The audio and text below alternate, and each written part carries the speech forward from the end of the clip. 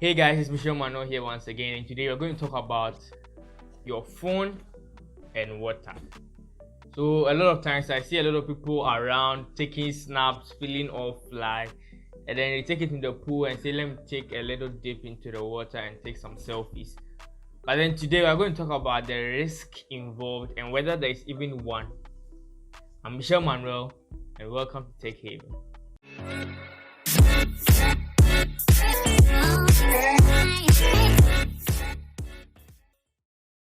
So now, not every phone comes with the waterproofing feature, or not every phone is advertised as water resistant. Some are and some are not.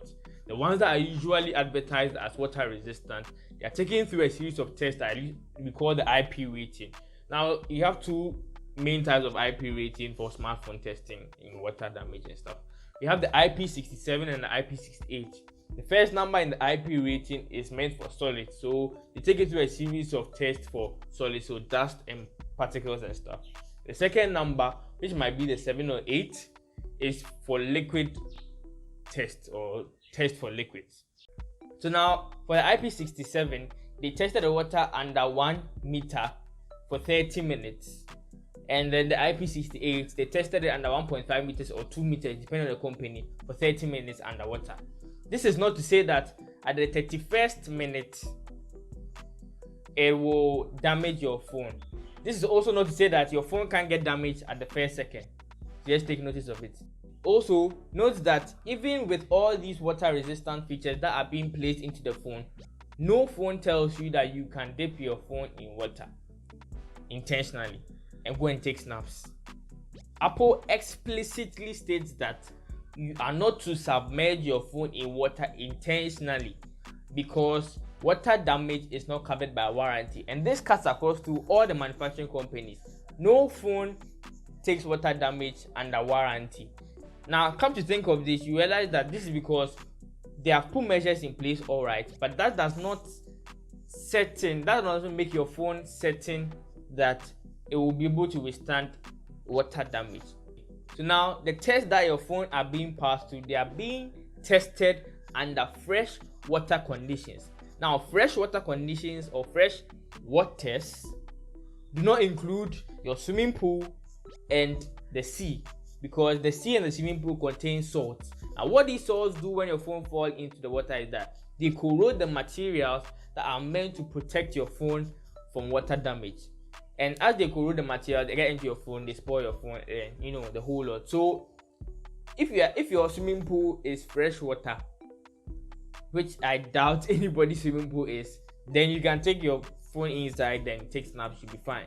But once the pool is chlorinated and the sea is heavily saturated with salt, it's very dangerous to take your phone into these places. Now, apart from the fact that your swimming pool is chlorinated, a lot of people do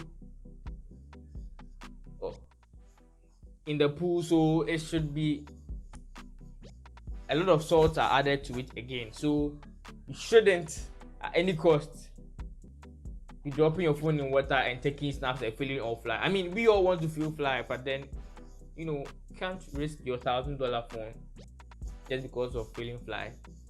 That's what I'm saying. Yeah. So now, what should you do when your phone falls in water?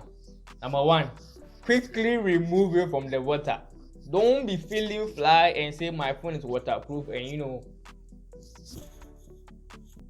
just quickly pick it out of your water.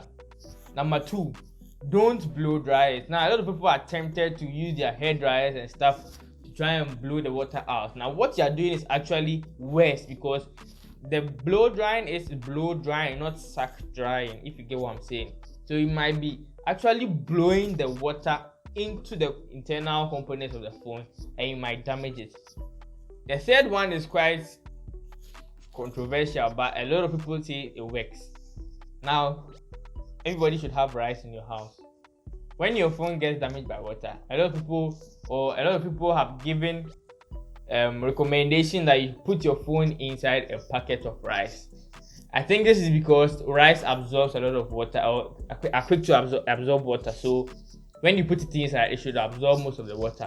There's also something that's called silica gel. Now, if you buy a lot of bags and suitcases, you realize that it comes with these little packets of things. They'll tell you do not chew, do not eat, or sometimes do not throw away.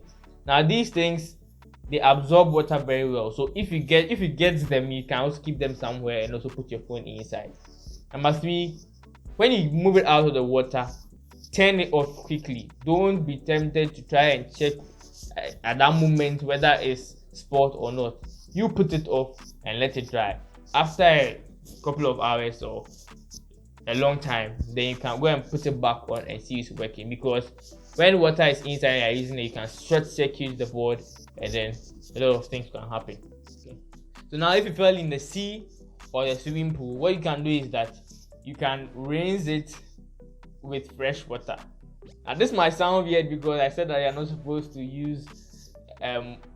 to drop your phone in water in any circumstance. But here is the case that you have dropped your phone in a salted or chlorinated water. So when you move it out of it, what you should do is that you should rinse it.